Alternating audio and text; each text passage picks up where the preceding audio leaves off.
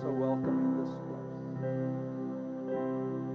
Holy Spirit, you are so welcome in this place. Heilige Gees, U is so welkom in ons teenwoordigheid, o Heilige Gees.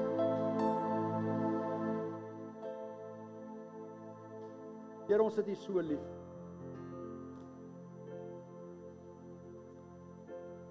Vader, ek het U so lief met alles wat binne my is, het ek U lief. Hierdie mense wat hier staan, het U lief, Vader. Want ons besef, daar's niks wat ons kan skoner was as die bloed van Christus. Ons besef vanmôre, Here, dat daar is niks wat ons kan doen om die aandag van God te trek, as om net onsself oor te gee en uit te lewer nie. Here, want dit is net deur U genade hand en dit is die kragtige hand wat ons dra, dit is die kragtige hand wat ons beskerm, dit is die kragtige hand wat ons oplig, is die kragtige hand wat ons vol met die heerlikheid. Maar vanmôre is ons uitverkoop aan U, Here. Come, Holy Spirit, fill this place. Thank you, Holy Spirit, for your anointing that is on this place. Thank you, Holy Spirit, for your anointing that is in this place. Thank you, Holy Spirit, for the anointing that is in this place. Father, we love You. Father, we praise You. Father, we adore You. Father, we lift up Your holy name.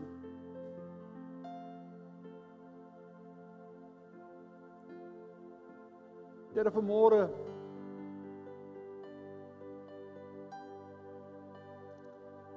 my hart gaan so uit vir Beulah spesifiek, Here. Ek dink nou net ewe skielik aan haar, is op die Heilige Gees aan net op my hart lê vanmôre, Here, en vanmôre wil ek net haar familie aan die voete neer lê en sê nothing but the blood of Jesus. Here, ons kan nie daar die pyn en seer kry indink nie, maar al wat ek vanmôre kan sê, Here, nothing but the blood of Jesus. Lord, let Your anointing fill that house. Let Your anointing fill that place. Here, daardie plek van seer, nothing but the blood of Jesus. En Here, as daar vanmôre ook iemand hier is wat deur krisisse gaan, then I can say nothing but the blood of Jesus. As daar vanmôre mense is wat deur situasies gaan, I can say nothing but the blood of Jesus. Here, as daar vanmôre mense is wat onseker is oor sekere dinge in hulle lewe, then I just want to speak nothing but the blood of Jesus. Nothing but the blood of Jesus. Here, dit is my begeerte vanmôre, is dat ons hier uitstap, nie net nog 'n diens nie, maar dat ons kan sê dat daar was aanraking, because there's only through the blood of Jesus Christ we are healed. Only through the blood of Jesus Christ we are delivered. Only through the blood of Jesus Christ we are saved.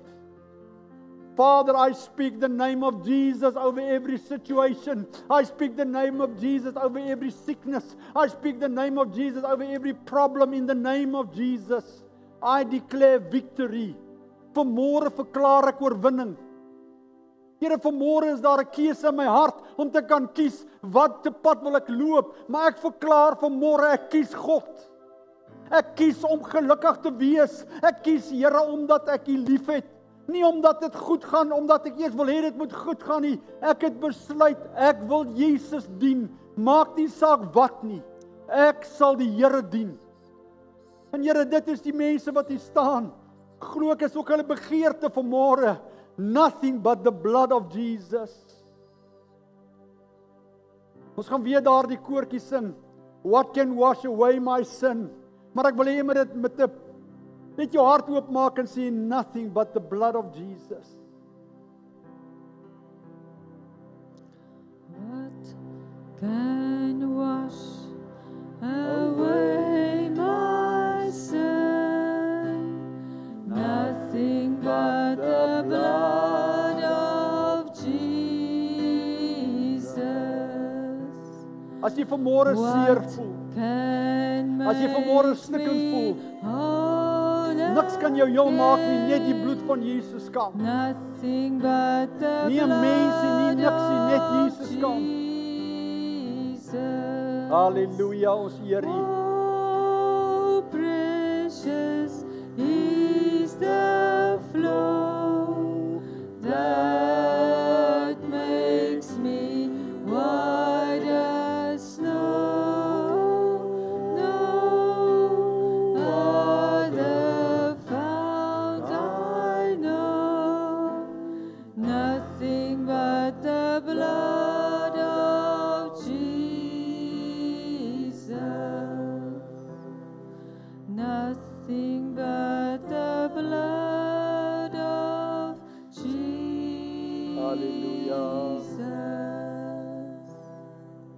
Hallelujah, I exalt you, Lord.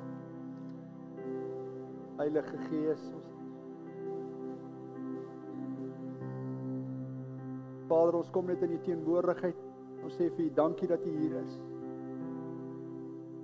Dankie Here vir U krag. Dankie vir die opstandingskrag. Want ons is nie vanmôre soos mense wat hulpeloos staan nie. Ons weet vanmôre daar's krag in die naam van Jesus. Ek verklaar die heerlikheid van God. Ek verklaar die teenwoordigheid van die Heilige Gees. Ek verklaar die krag van God in elkeen se lewe. Ek verklaar vanmôre, maak nie saak hoe duister, hoe donker, hoe deurmekaar nie. Ek verklaar vanmôre die krag, die teenwoordigheid van Jesus oor elkeen se lewe. Ek verklaar vanmôre genesing in elkeen se liggaam. Ek verklaar vanmôre vrymaking in elke se situasie.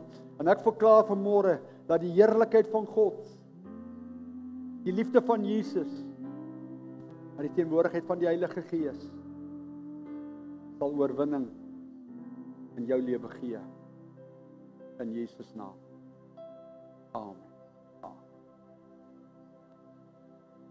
Dis dan wonderlik om so in die teenwoordigheid van die Here te wees. Is dit nie wonderlik nie? Is ons live? Vir julle daar op die lig sê ons baie welkom. Ek moet daar erken, dis dan vir my lekker om tussen mense te wees en so saam die Here te aanbid. Ek wil julle saam met my blaai na Matteus 7 toe. Die Here het vir my 'n baie interessante gedeelte gegee wat hier in my hart al broei vir 'n hele ruk. En as ek daaraan dink, dan besef ek, Here, maar mense lewe nog steeds asof daar nog baie tyd is. Mense lewe nog steeds asof hulle nog baie kanse het. En ek wil vanmôre, wil ek julle bemoedig, is nie vanmôre 'n preek om bang te maak nie, vanmôre is nie 'n woord om. En die Here het met my gepraat, die Here het vir my gesê, wat is die vrug wat jy dra? Wat sien mense as hulle na jou kyk? Jy weet, vir my is dit so belangrik dat ons moet verstaan dat die Here het ons hier geplaas met 'n doel. En ek dink as ons daardie doel begin verstaan en ons besef, maar Here, ek is nie hier om net besigheid te doen, ek is nie hier om net 'n familie te hê nie, ek is hier om ook die plan en die wil van God uit te leef. En dan besef mens dat ons het 'n verantwoordelikheid teenoor dit wat ons kies. Vanmôre is die titel van my boodskap, die vrug van jou hart, the fruit of your heart is your choice. Nou jy weet, dit is vir my baie interessant dat ek het 'n storie gehoor hierdie week wat my baie na in die hart was en toe ek besef dat as mense op die Here fokus en jy vertrou op die Here, dan besef mens sonder God is ons niks nie. Jy weet, ek luister na die getuienis wat op die groep gedeel was van die vrou wat gegaan het en jy weet, baie maal kom mense na, as jy 'n verhouding met God het, dan hoef jy nie altyd na mense toe te gaan nie, ons hoef nie kerke toe te gaan nie, ons hoef nie na predikers toe te gaan om verlossing te kry nie, ons gaan na Jesus toe. Alhoewel die kerke en die predikers is daar om die boodskap oor te bring, dis nie wat ek sê nie. Wat ek sê dat as jy 'n verhouding met God staan, is die prediker nie die stoppunt nie. As iets nou daar nou nie gebeur soos wat jy dit wil hê nie, dan is mense partykeer word hulle moeg. Ek meen, ek dink aan daai getuienis, dan dink ek, toe hierdie vrou gegaan het, wat verlam was, wie daai video gesien? Wat Josef op die groep gesit het. Maar jy weet, daar's iets van daai video wat my getref het. Ek meen, ek het baie al Catherine Kuhlman se goed gekyk en geluister, dan besef ek, that was a powerful woman. That was a woman that allowed Holy Spirit just to be in her presence. Ek meen, ek het al gesien van haar, nou jy weet, dit is baie interessant. Hulle het een keer met Catherine Kuhlman gepraat, toe sê hulle, why did you accept the ministry of Christ? Sy sê, because God told me, a lot of people rejected it. Menende, die salwing wat op haar lewe was, het die Here eers aan ander mense geoffer. Aan mans, hulle het gesê, Here, maar ons sien nie 'n kans daarvoor nie. En toe sê sy Vader, hoekom kies jy my? Wie's ek? En al wat hy sê, hy soek 'n wissel. Hy soek net iemand wat bereid is om te gaan. Hy soek nie iemand wat slim is nie, hy soek nie iemand wat volgens die wêreldse term en aansien is nie, hy soek net gewillige hart. En toe Catherine Kuhlman, en die Here, ek meen, as jy na haar ministry kyk, dan kan jy sien, haar ministry was an anointing ministry. Was it nie? Just in her presence. Why? Because what happened? Sy was so afhanklik van Heilige Gees. Niks wat sy doen, kan ons doen sonder Heilige Gees nie, maar niks wat sy doen nie. Maar wat is in hierdie getuienis? Iets is my toe uitgestaan. Toe hulle hoor dat Catherine Kuhlman het 'n spesiale diens gehou, toe het hulle hierdie cerebrale vrou wat siek was, het hulle gegaan om spesiaal te gaan, want hulle weet, by Catherine Kuhlman word hulle gesond, daar op by die dienste. Maar wat gebeur? Sy gepraat ook al in die getuienis, sy sê, ek was in die ry van rolstoel en ek was nommer 15. And Catherine didn't even come to pray for me. Want sy was besig met iets anderste. Maar kan jy dink dat God het eintlik 'n ander plan met haar lewe gehad? Die Here het haar, sonder dat sy besef het, hy innerlik genees, sonder dat dit fisies die verskil sou maak. Maar sy het 'n keuse gehad, want sy kon rebelleer. Maar wat het sy besluit? I'm going to accept the healing that is started inside. En dit was toe haar getuienis. Ek meen, dit het vir my uitgestaan, ek sê, Here, maar hoe sou ek opgetree het as ek daai vrou was? Besef ek, sy het gekies. Wil jy mooi luister? Sy het gekies dat die uiterlike nie bepaal of sy geseënd is of nie. Sy het gekies dat die ondervinding wat sy by Catherine Kuhlman op by die dienste gehad het, nie haar sou bekeer om te sê daar is nie 'n God nie. That's what she chooses. So she chose a fruit that bring forth new fruit. En waar kom die Here? En die Here sit daar op 'n platform in haar situasie om te getuig van die grootheid van God. And that's actually what God was planned most probably for her life. Maar as ek na hierdie ding lees, dan besef ek, Matteus 7 het 'n baie fyn lyn. En kom ons gaan lees vanaf vers 15. Die Here gee vir ons 'n waarskuwing. En dan was daar een vers wat vir my die hele tyd, as ek dit lees, dan sê ek, Here, bewaar my dat U nooit vir my sê, gaan weg, ek ken jou nie. Dis die ding wat die hele tyd vir my uitgestaan het. Jy weet, mense praat van so mooi stories en jy weet die kerke, of ek eerder nou nie kerke praat nie, ek eerder sê, mense wil praat om ander mense se gehore te streel. Maar al wat ek vir myself sê, Here, my begeerte is om U naam groot te maak, sodat U nooit eendag van my sê, gaan weg, ek ken jou nie.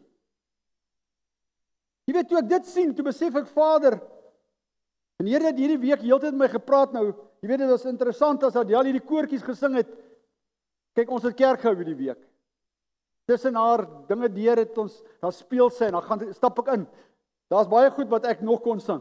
Dan sê sy stop, want as jy so eers begin, daai Live Jesus Higher, het in my gees geval. Weet, as jy God beginne dien, jy kan nie meer as dit nie. You can't get lower, you cannot get wider. Live Jesus Higher. As jy God begin deel maak van alles wat jy doen, man, it just get excited. Ek sê ons het gesing aan die huis. Ek het nou nie omgee of ek vol sing of nie, maar dan vang ek aan, dan sing ek 'n volgende noot, dan sing ek 'n ander koortjie en dan is dit lekker gedoen. Maar jy weet, maar sê vir ek, Here, alwaaroor my lewe gaan, as om eendag voor U te staan, dat hy sê, jy is welkom. Maar hy gee vir ons 'n waarskuwing hierso. Kom ons lees. Matteus 7 vers 15 tot 23. Ek gaan in Engels lees, julle gaan in die Afrikaans kan julle hom sien daar. Maar daar's iets wat vir my baie mooi uitgestaan het en ek Was vir my 'n waarskuwing en ek deel met julle wat ek ervaar het die week. Beware of false prophets. Lees uit die Amplified uit, want hy verduidelik dit vir my so 'n bietjie anderste. Julle kan in die Afrikaans daar lees, teachers who come to you dressed as sheep, appearing gentle and innocent, but inwardly are ravenous wolves. By their fruit you will recognize them, that is, by their contravened doctrine and self-focus. Do people pick grapes from thorn bushes or figs from thistles? Even so, every healthy tree bears good fruit, but the unhealthy tree bears bad fruit. A good tree cannot bear bad fruit, nor can a bad tree bear good fruit. Every tree that does not bear good fruit is cut down and thrown into the fire. Therefore, by their fruit, the kingdom of heaven, therefore by their fruit will recognize them as false prophets. Not everyone who says to me, Lord, Lord, hierdie vers, not everyone that says to me, Lord, Lord, will enter the kingdom of heaven, but only he who does the will of my Father who is in heaven. Many will say to me on that day when I judge them, Lord, Lord, have we not prophesied in your name, and driven out demons in your name, and done many miracles in your name? And then I will declare to them publicly, I never knew you. Depart from me. You are banished from my presence. You act wickedly, disregarding my commands. Jy weet, en ek hierdie ding kyk en ek sê, Here, mag jy nooit vir my sê, gaan weg, ek ken jou nie. Nou jy weet, baie interessant.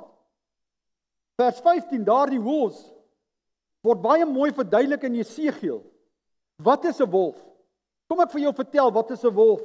In Jesegiel 22 vers 27 en 28, julle kan dit maar later gaan lees, beskryf hy wat is 'n wolf, wat ons moet versigtig wees. Hy sê, her princes within her are like wolves tearing and devouring the prey, shedding blood and destroying lives in order to get dishonest gain. Her prophets have smeared whitewash for them, seen false visions and divine lies from them, saying, Thus saith the Lord, Lord, when the Lord has not spoken. Dit is wat 'n wolf doen. Onthou, daar's al gesegde wat sê 'n wolf in skaapklere. Maar jy weet, ons moet op 'n punt kom wat ons sê, Here, dat ons kan onderskei wat is waarheid en wat is nie waarheid nie. Lukas 6 vers 43 sê, en die hele tyd, die Here het vir my gesê, mense, dit is belangrik dat mense moet kan sien wat se vrugte jy dra. Nou, ons het al so baie maal gepraat oor die vrugte van die Heilige Gees en al daai goed, maar jy weet dan, die Heilige Gees, die Here kom al hoe meer en hy sê vir my, my seun, my volk gaan ten gronde, want hulle staan nie meer uit nie. Ek sien hierdie week 'n video op Facebook, wat hulle in Duitsland by 'n sokkerstadium, het hulle, die Pentagon, het hulle begin hulle het 'n demonstrasie gedoen, en in daai duisende horde skare, het hulle die Pentagon gaan, en ewe skielik kom daar 'n standbeeld van die Satan uit. En hoe die mense opstaan en juig. Toe dink ek by myself, die mense is nie meer skaam om te verklaar dat hulle is openlik skaam om te sê ek aanbid die wêreld nie. Maar wat het geword van die kerk? Die kerk word stiller. Dit voel vir my asof die kerk bang word om te praat. Hoekom? Want ons dink ons het gesag verloor. Ek wil vandag vir jou sê, dat as jy staan in die naam van Jesus Christus, maar met 'n opregte hart, nie soos 'n wolf met 'n gedagte om iets te kry nie, dan wil ek vir jou sê, staan jy in autoriteit. Ek wil vir jou sê, jy staan met gesag. Lukas 6 sê, baie mooi, for there is no good tree which produces bad fruit. Dit is so belangrik dat ons moet hierdie goed verstaan. And on the other hand, a bad tree which produces good fruit. For each tree is known and identified by its own fruit. For figs are not picked from the bushes, not the cluster of grapes picked from a briar bush.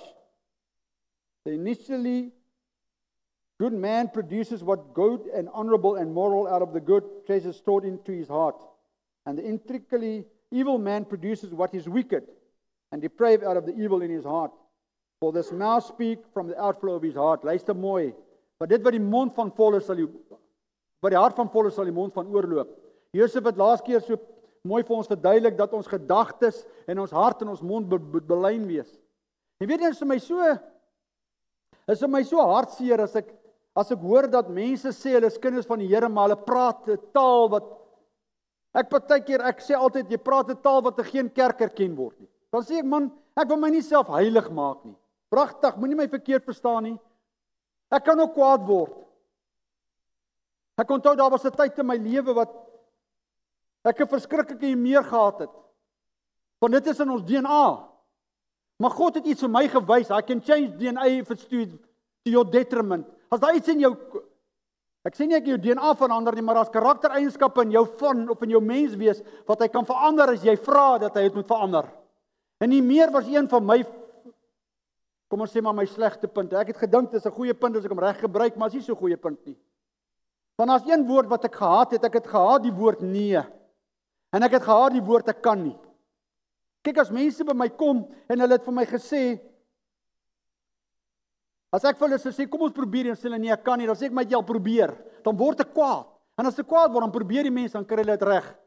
Of ek kom by 'n plek en ek wil iets kry en die mense sê vir my nee, ek kan dit vir jou gee nie, dan dink ek vir my, maar ek wil dit hê. En sodra ek kwaad word, dan kry ek dit. Dan kan ek myself dink, Vader, maar hoekom is ek eers kwaad word om dit te kry? En ek besef toe eendag, Here, maar dis nie 'n goeie eienskap nie. Ek wil nie dit hê nie. Ek wil nie meer so wees nie. En ek vra, Here, vat dit van my af weg. I don't want to get angry anymore. Nou, jy weet, dis baie interessant, die Heilige Gees vir jou goed leer. Ek gaan vir julle 'n tip gee. As jy sukkel met 'n humeur, ek sit en ek bid en ek sê, Here, vat my humeur weg. Ek wil nie meer kwaad word nie, want ek is die een wat daaronder ly. Jy weet, as ek kwaad word, by 'n sekere punt, dan klop hierdie are so, dat dan kan ek nie keer nie, dan sê ek, alright, word ek maar net goed kwaad, dan kry ek net klaar. Maar wat doen ek eintlik? Ek is besig om myself af te breek. Afgesien van wat mense van my dink, ek het nie omgegee nie, want ek was kwaad, ek wou iets gehad het, veral toe ek in die besigheidswêreld was. En ek sê, Here, maar dis nie 'n karaktereienskap wat ek dink 'n goeie eienskap is nie. Vader, en dan hoor ek altyd hulle sê, dis wat die hatings doen, dan sê ek, nee, Vader, ek wil nie dit hê nie. Vat dit dan uit my menswees uit. En Heilige Gees sê, wil jy dit regtig nie hê nie? Ek sê, ek wil dit nie meer hê nie. En Heilige Gees sê, kom ek help jou. As iemand iets doen wat my kwaad maak, dan vra ek myself die vraag, is jy my bloeddruk waardig? Dink aan. Ek het nooit weer kwaad geword nie. Is jy my bloeddruk waardig? Ek het nooit weer kwaad geword nie. Oornag is my meer weg.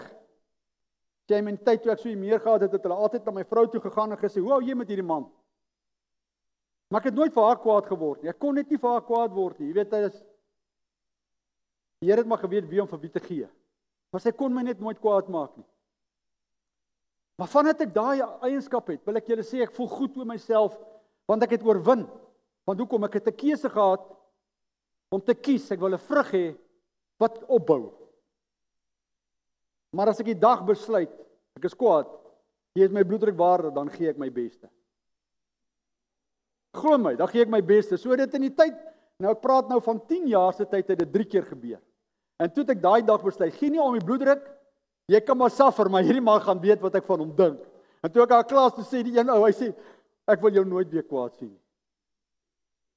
Toe sê ek, Here, it's not something to boast about. Van hoekom?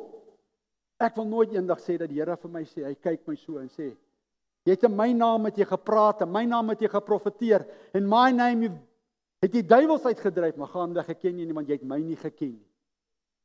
En weet jy wat, dit is my gebed vir elkeen van julle vandag, is om die keuse te maak, om die vrugte te dra, sodat die Here nooit eendag vir julle kan sê, gaan weg, ek ken jou nie.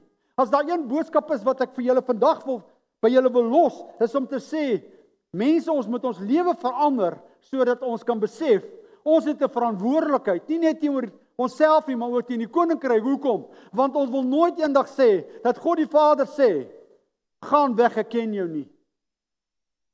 Hy maak 'n stelling, hy sê, man, after this life, there's nothing. There's no such thing as God. God doesn't exist, there's nothing. En ek luister die storie, en ek besef, hierdie ou het 'n punchline, want jy moet wie hy praat, hy sê, well, it's very interesting that nothing creates nothing. Hy sê, no, I'm not saying nothing creates nothing.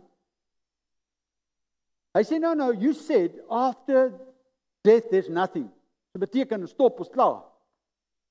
Hy sê, well, I believe that nothing has then created you. Because after you have died, you are going to be nothing. Hy sê, no, someone there has created me. Hy sê, no, but you just said to me, nothing created you. Daar's nie 'n God nie. Ek sê, want jou sê, because I acknowledge God created me. And after this time, you're going to meet nothing. I'm going to meet my creator. En dit laat hierdie ou toe dink. Hy het hom nie aangeval oor sy teorie nie. Hy het hom nie aangeval oor hom te oortuig nie. Hy het hom gesê, wel, as jy niks glo nie, dan niks jy ook gemaak nie. En jy sê, nee, maar iets het my gemaak. Hy sê, wel, ek weet nie wie jou is nie, want jy praat van daar's niks. Ek weet, daardie God wat ek kies, daardie God wat my gemaak het, gaan ek weer sien. En dit is 'n keuse.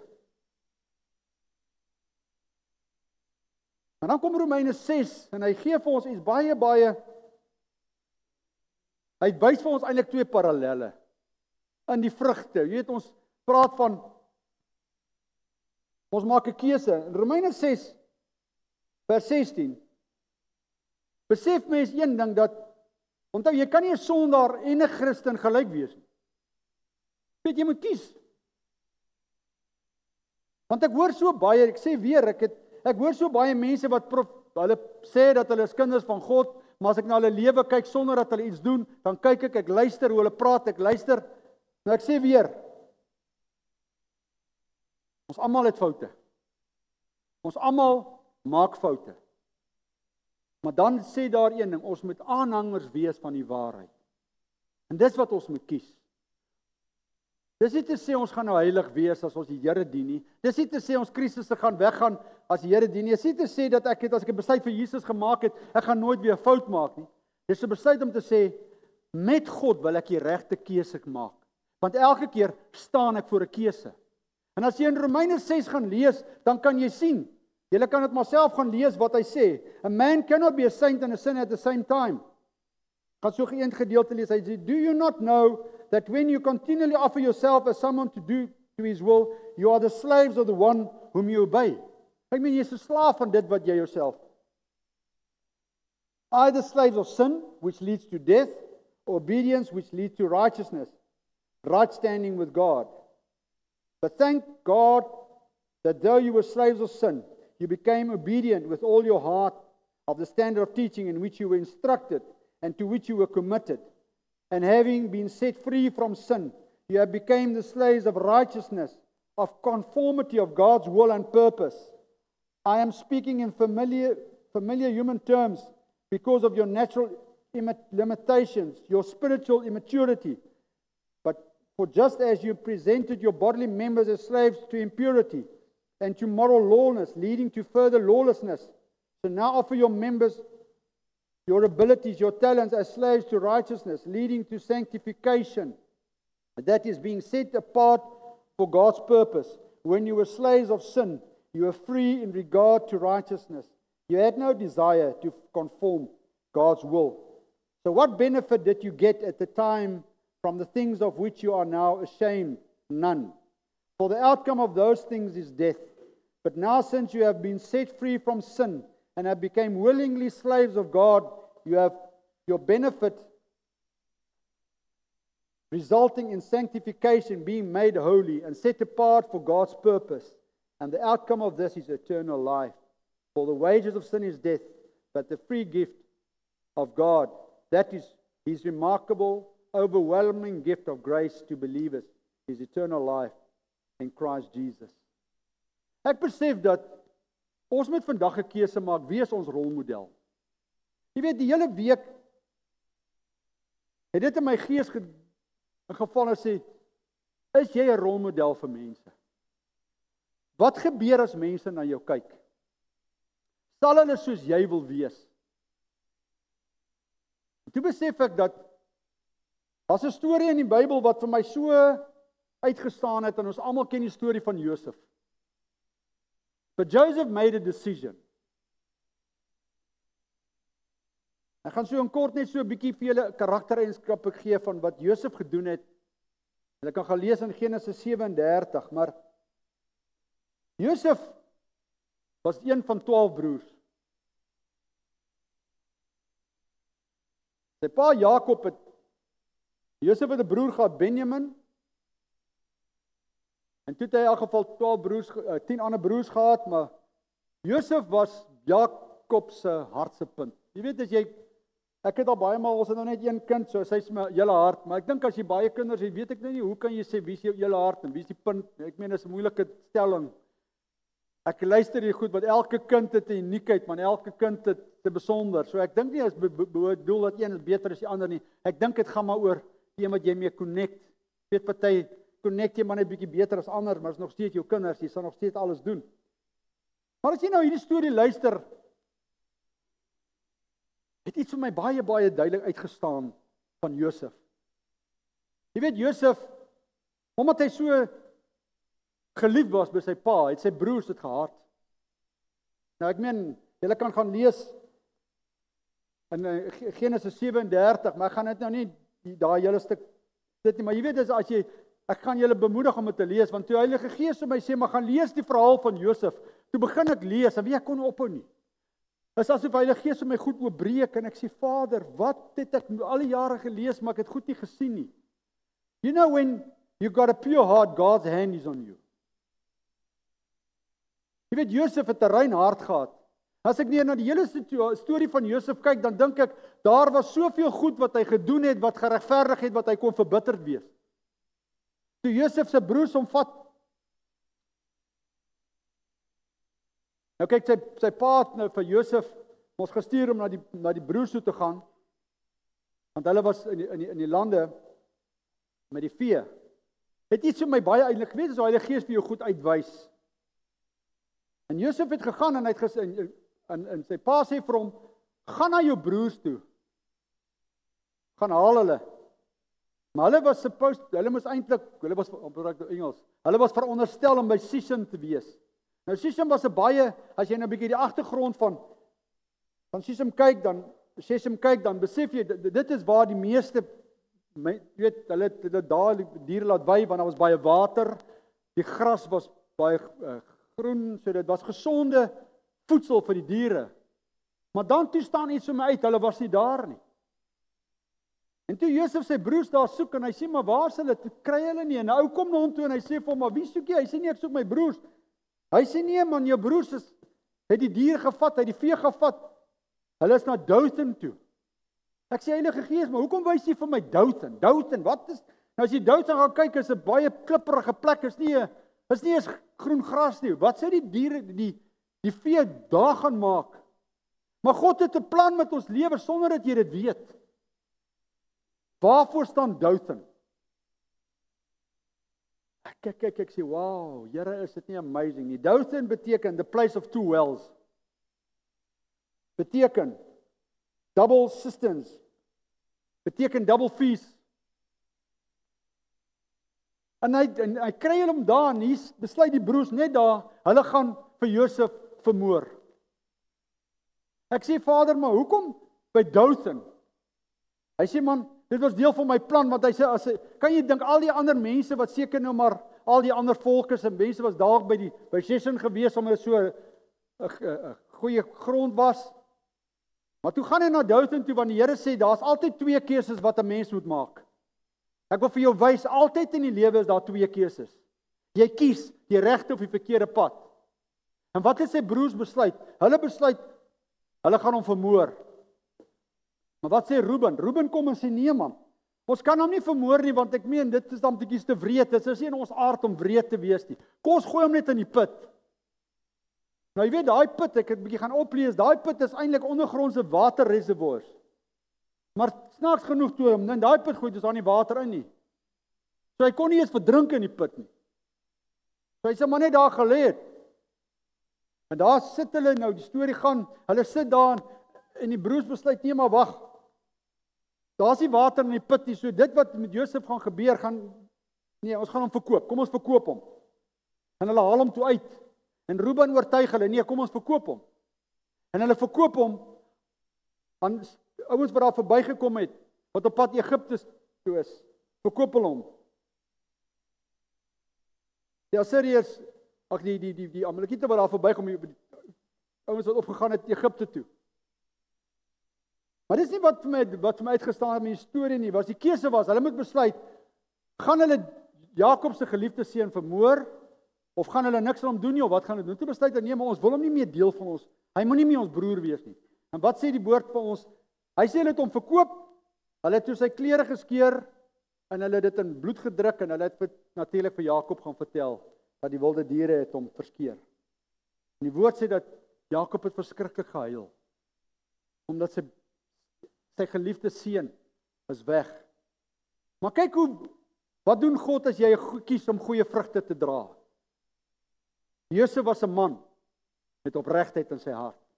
En God, die hele tyd as jy gaan lees in Genesis, hy sê, and God's hand was upon Joseph. Jy weet wanneer God se hand oor jou lewe is, as jy kies om die regte vrugte te dra, is God se hand oor jou lewe. En wat gebeur? Hulle verkoop hom toe, die slawe, die ouens verkoop hom toe aan Potifar. En ons ken toe mos nou almal wat gebeur van Potifar. Hulle sê, as jy nou die gelaatstrekke van Josef kyk, hy was omtrent 17, was 'n baie mooi man. En Potifar het hom sommer dadelik van hom gehou. En hy het guns gekry by Potifar, en Potifar het hom sommer aangestel oor al sy eiendom en alles. Maar wat gebeur? Potifar se vrou lê by hom aan. Maar hy besluit, nee, God het my uitgekies. Ek wil God verheerlik. Ek wil leef soos wat God van my verwag. Maar wat sê die vrou? Nee, maar wag 'n bietjie, ek lê aan by hom die hele tyd, en hy sê die hele tyd, nee man. En toe sy nou nie kry wat sy wil hê nie, toe skreeu sy mos. En dit sit toe Potifar in 'n slegte lig, en hy sê, maar wie moet ek nou glo? Moet ek nou vir Josef glo wat ek eintlik so geliefd het, of moet ek my vrou glo? En hy besluit toe hy gaan nou maar sy vrou glo. Maar kyk hoe God beplan. God het beplan dat Josef moet deur hierdie goed gaan vir 'n rede. En hulle vat toe vir Josef en hulle gooi hom in die tronk. Maar wat gebeur? In die tronk gee God vir hom vywer. Dadelik kom al die bewaarders na hom toe en hulle begin met hom connect, want hy begin drome uitlê. Josef was voor die tyd nooit 'n droom uitleg nie, maar God kom en hy gee antwoord vir hom drome. En toe kom die skinker, julle kan maar gaan lees, dit was 'n interessante storie. Die skinker en die bakker kom by hom en hy sê, maar ons het hierdie droom gehad. En hoe God, die Bybel sê juis, hy sê, en God het die droom vir hom uitgelê. En hy sê vir die skinker, want die skinker het mos gedroom waar hy die druiwe vrugte het in die bak, dit is amper so 'n bak van Farao, en hoe hy dit in die hand van Farao sit, met die druiwe pers. Jy kan maar gaan lees, ek wil eintlik nie oor die droom praat nie, maar ek wil praat oor, wanneer God se hand op jou lewe is, as jy kies om die regte vrugte te dra, het God altyd tot jou voordeel sal hy vir jou sorg. En terwyl hy die drome uitlê en die ander skinker het gepraat van die mandjies wat op sy kop was en die voëls, en hy het al hierdie lekker vrugte daarop en al die kos en die birds of prey dit kom eet, en hy sê hy verstaan nie dit nie, en Josef sê vir hom, man, ek moet dit vir jou sê, maar binne 3 dae gaan Farao kom en hy gaan jou onderste bo hang en die voëls gaan jou kom opeet. Nou dit is dan eintlik 'n vreemde ding, maar dis toe wat gebeur het. Die skinker is weer teruggesit in sy posisie by Farao, maar Josef sê vir die skinker, as Farao jou gaan weer promote terug na die hoofskinker toe, of in die hoofposisie, dink aan my dat sê, ek het jou die drome uitgelê. So begin hy weer sy menslike planne kry om 'n bietjie guns te koop. Maar God het 'n ander plan. Die Farao kom, hulle haal die skinker uit, hy word terug in die Farao se leer ingesit, maar hy bly doodstil van wie van hom hierdie ding uitgelê het nie. En toe kom dit baie interessant dat Farao kry 'n droom. En in daai storie gaan dit mos oor die Farao wat langs die Nyl staan. En ek wil weer nou nie dit julle kan maar gaan lees. Maar wat vir my interessant was, dat heeltyd het Josef voor 'n keuse gestaan. Hy moes heeltyd besluit, kies ek waarheid of kies ek leuen? Maar hy het besluit hy gaan God glo. Hy het besluit dit wat God oor my lewe gespreek het, dit gaan ek kies.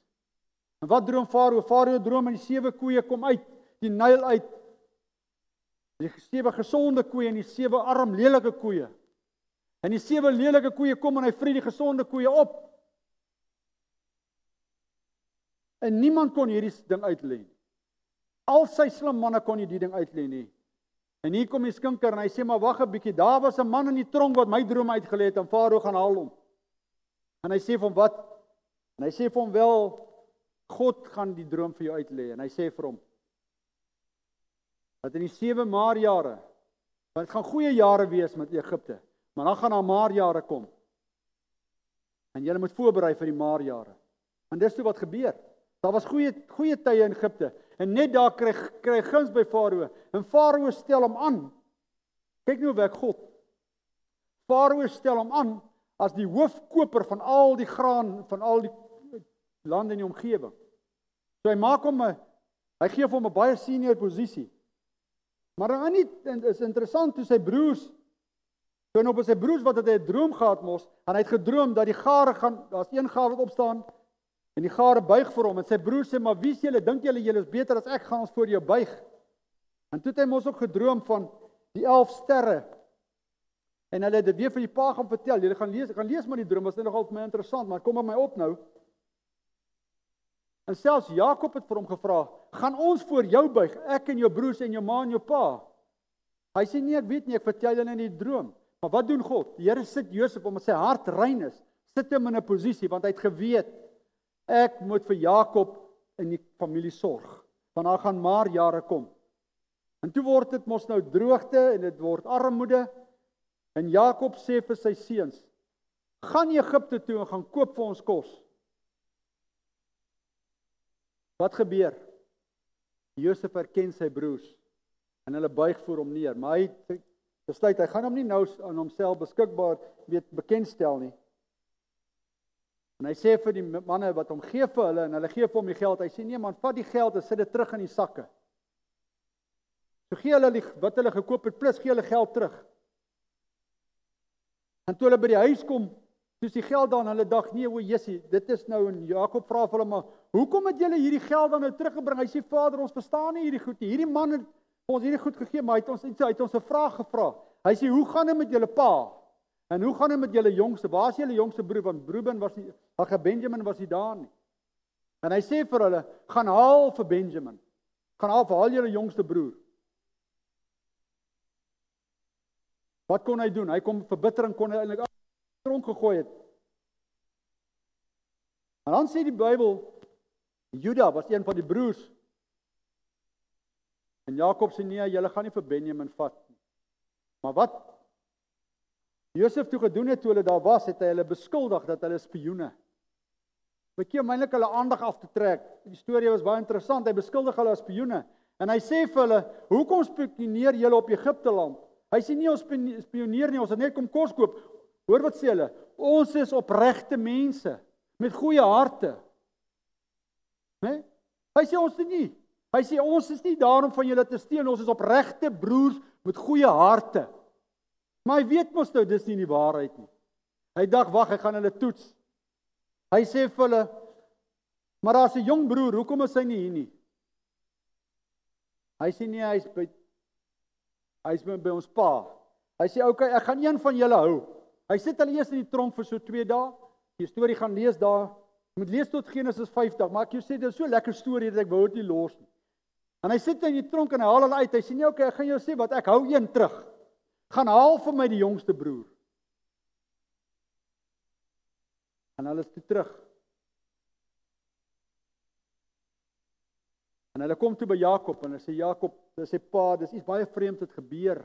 Ons het hierdie man ontmoet. Maar hy gee vir ons die kos, maar hy het ons die geld, hier is die geld terug. En Jakob wat opreg van harte sê, hoekom? Dan moet julle teruggaan en julle moet hierdie geld, maar vat sommer ekstra geskenke saam, sodat ons kon wys ons het nie die geld gesteel nie. Vat die ekstra geskenke saam, gee by. En hy sê, maar Vader, ons moet vir Reuben saamvat. Hy sê, nee, julle kan nie vir Reuben vat nie. Ag, Benjamin. Julle kan nie vir Benjamin vat nie. En Juda sê, een van die seuns, hy sê, pa, hy sê, Jakob. En Jakob het hom as Israel gemaak. Sy naam verander na Israel toe. Hy sê, Jakob, ek sal my en my 2 seuns as slawe gee, as ons nie vir Benjamin terugbring. So asseblief, die man het gesê ons moet vir Benjamin bring. So ek sit my lewe, en hy 2 seuns gehad, die Juda, hy sê, die Bybel sê, en hy sê, ek sal hulle gee, as iets moet Benjamin oorkom, sal ek en my 2 seuns as slawe vir jou werk. En hulle oortuig toe vir Jakob om te gaan. Wat gebeur?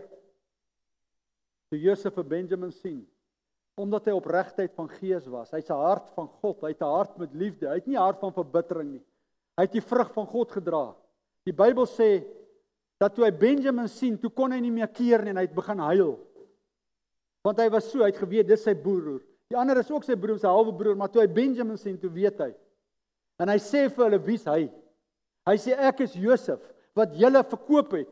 Maar God het my hier geplaas sodat ons na julle kan kyk, sodat ek kan kyk om na julle te kyk. En hulle het eers na hom toe gekyk. Nou kan jy nou dink, wat moes daai broers gedink het? Hulle het hom vertel, hulle is opreg. Hy het gesien hulle het 'n leuen vertel, maar wat doen hy? God het hom in 'n posisie gesit om juis in die maartye vir sy familie te beskerm. Wat doen Josef? Josef gaan na Farao toe, hy sê, meester, dit is wie ek is, dit is my familie. En Farao sê, omdat jy so opreg is, gaan haal jou familie en almal van hulle almal wat aan hom behoort, al sy vee, al sy familie, bring hulle en kies jy die beste land in Egipte. Wat doen God? As jy keuse maak om 'n goeie vrug te dra, kom God en hy verheerlik jou tot iets groots. Die hele lewe gaan oor besluite. En ek sit toe myself en ek sê, Here, maar dit is hoekom Josef sy broers moes gekry het by Dathan. Want daar's altyd twee besluite in jou lewe.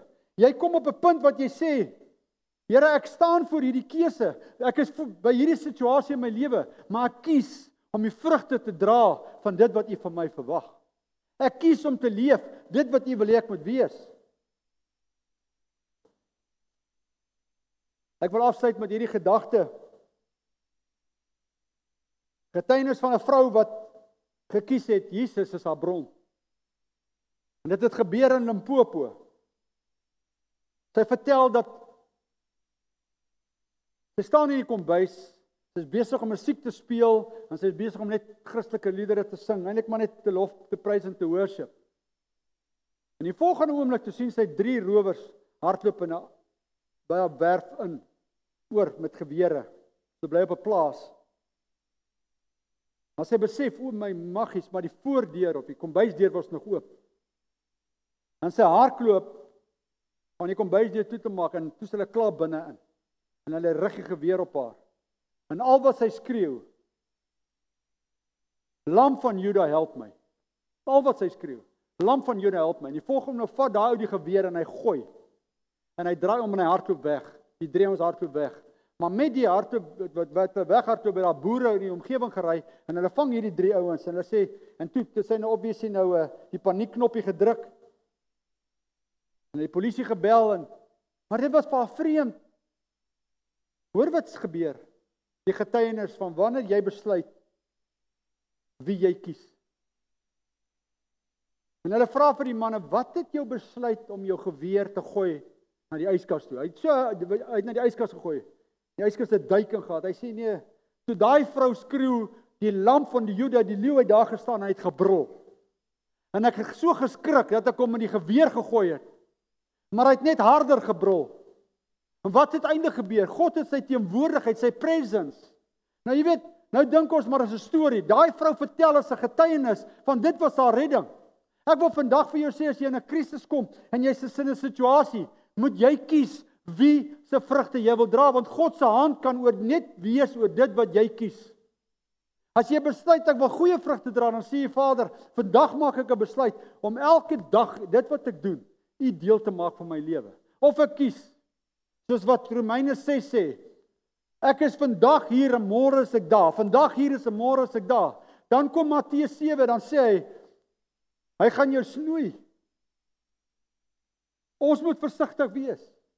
Maar dan sê ek, Here, ons wil nooit op 'n plek kom waar hy vir ons sê, gaan weg, ek ken jou.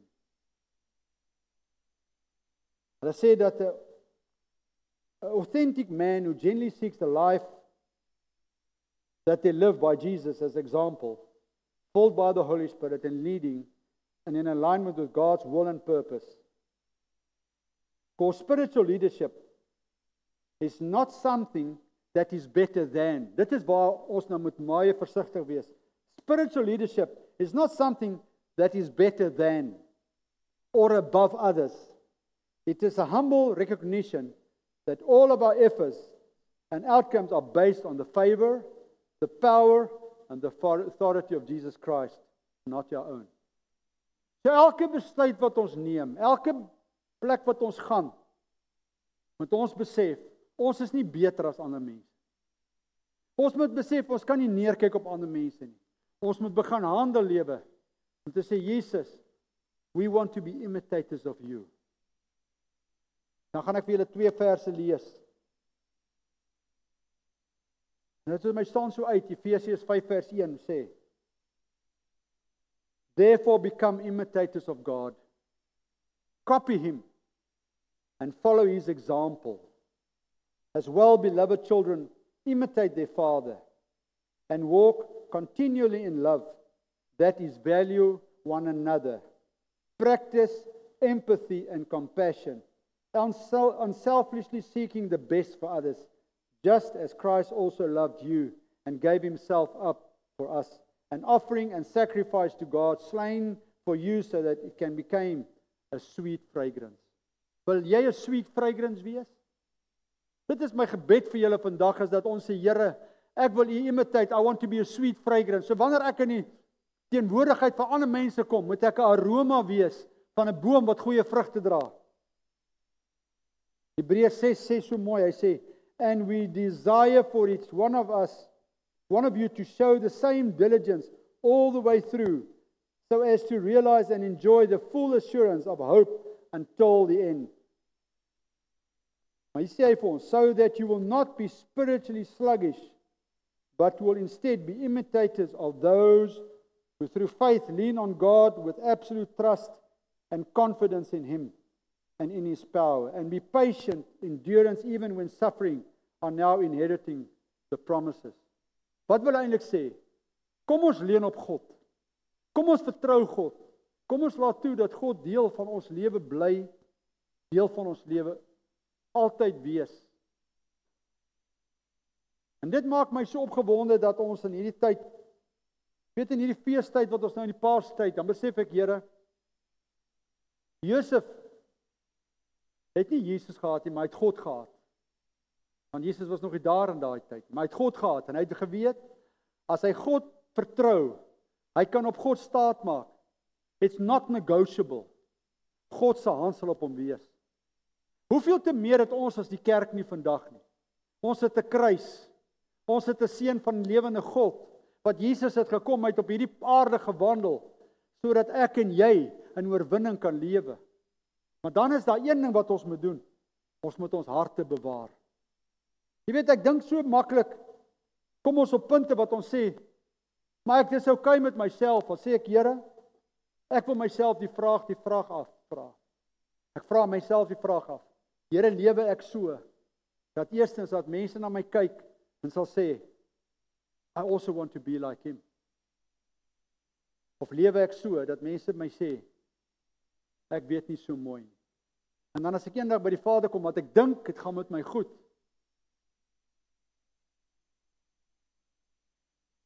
dan sê ek, gaan weg, ek ken jou. Ek weet nie of ek julle die storie vertel het, gaan afsluit sommer met daai storie. Spreuke 4:23 sê, bewaak jou hart meer as alles, wat bewaar moet word, want daaruit is die oorsprong van die lewe. Maak dit jou deel. Ek wil afsluit met hierdie storie, en dan Del kan vorentoe kom. Ek onthou toe ek 'n huis gebou het, ek weet nie of ek jy storie vertel het nie, maar dit gaan oor, jy dink jy's okay. Weet jy, Heilige Gees het my weer herinner hierdie week, moet net nooit dink jy's okay.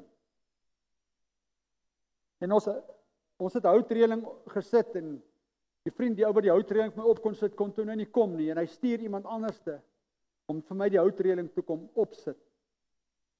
Ek onthou ek het 'n nuwe cobble paving ingesit voor die huis, en niemand trek aan met 'n ou bakkie. Maar dis nie die ou bakkie wat my die ding is nie. Ek sien die bakkie gaan olie lek. En al wat ek vir hom sê, trek asseblief nie die bakkie van die paving af, maar trek hom net daar op die grond.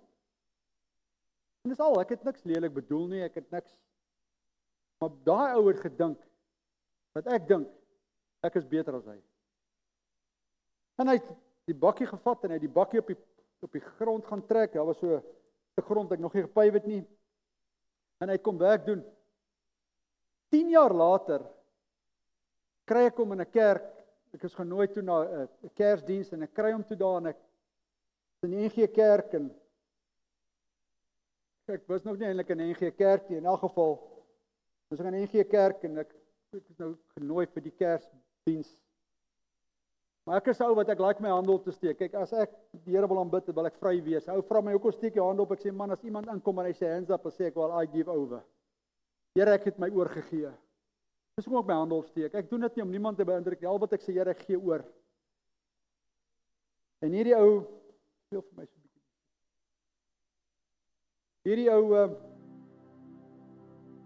ons sing nogal Jerusalem daai dag.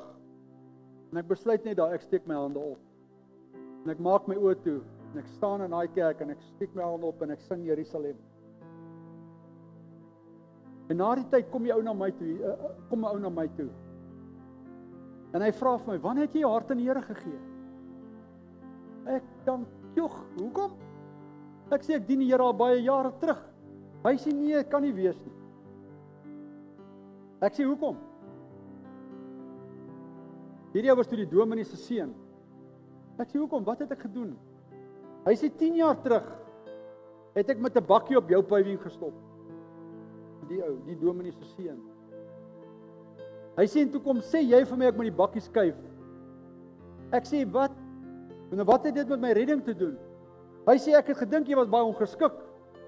Ek sê wel, dan vra ek om verskoning. So vir 10 jaar het jy hierdie ding in jou hart gedra en hy vertel vir almal hoe satans ek. Want ek dien nie die Here nie. Ek het nogal gedink ek is okay met die Here. Ek sê vir my vriend, dan moet ek jou om verskoning vra.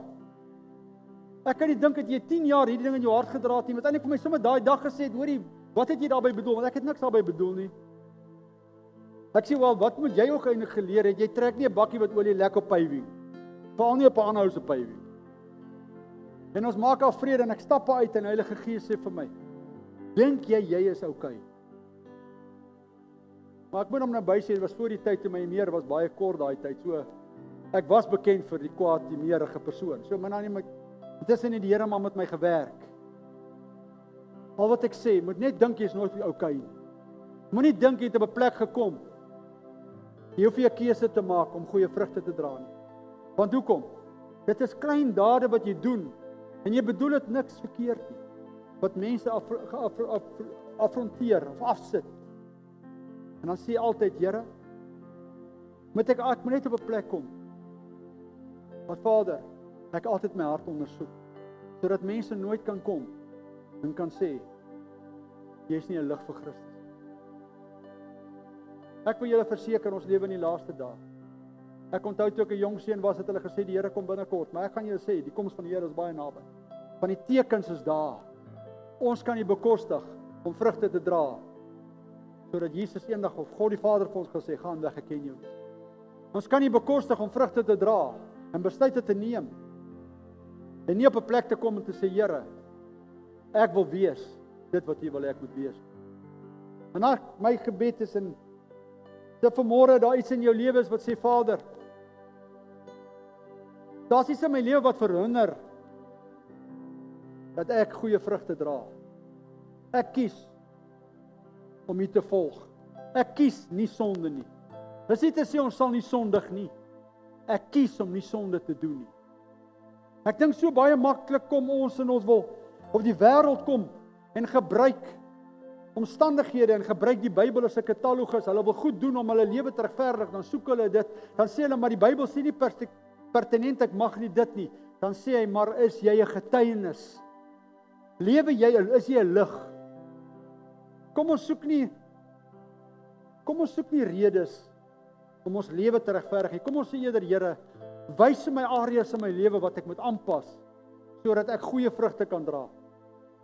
My gebed vir julle vandag is, as ek na hierdie situasie van verhaal van Josef kyk, God het hulle tussen 2 keuses gegee, maar hy het gekies om God eerste te stel. Jy's vandag in 'n krisis, jy voel jy is niks werd ewe nie. Jy voel vandag dat my lewe is niks werd nie, my lewe het nie sin nie. Ek wil vir jou vandag sê, luister na die getuienis van die vrou op die rolstoel. Sy het gekies om God te glo. Sy het nie gekies om na ons omstandighede te kyk nie. As jy vandag kyk na jou omstandighede, Ek kyk na my omstandighede, dan sê ek die gesiekte in my liggaam, maar ek kies om God te glo. Ek kies om te sê die uitspraak wat God oor my lewe het, is I will be healed. Dit is wat ek kies. En dit is wat ek kan vashou. En dit is wat ek sal leef.